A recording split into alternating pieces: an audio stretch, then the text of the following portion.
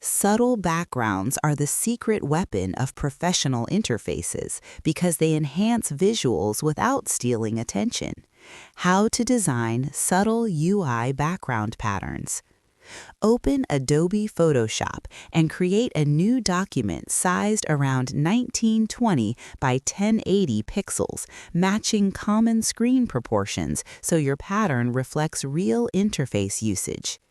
Choose a soft, neutral color for the background layer, then select the Shape tool to draw a simple geometric element, such as a small circle or square.